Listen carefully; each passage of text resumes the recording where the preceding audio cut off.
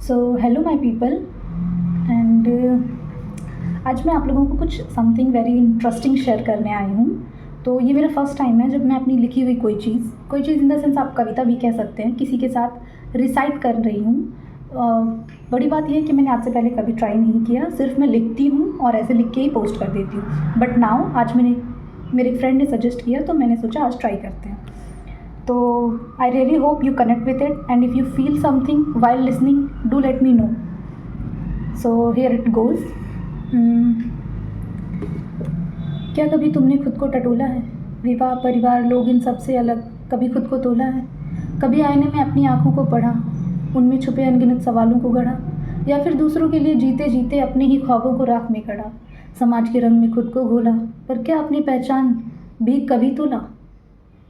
तुमने हर रिश्ते को दर्पण सा जिया, पर खुद से रिश्ता कभी क्यों नहीं किया?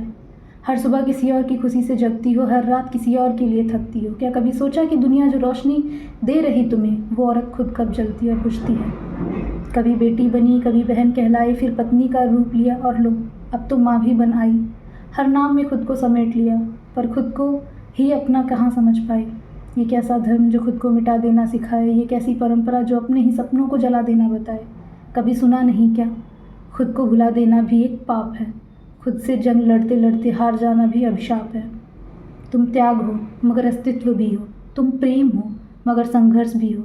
अपने ही भीतर जलती लौ को मत बुझाओ, दूसरों के जीने से पहले खुद को अपने बारे में एक बार तो कम से कम बतलाओ। कभी खुद से भी मिलो, कभी खुद से भी बोलो, मन के आईने में कभी खुद को भी तोलो। तुम भी कुछ चाहो, तुम भी कुछ सोचो, सिर्फ दूसरों के लिए नहीं, कम से कम एक बार तो खुद के लिए भी रोशनी खोजो।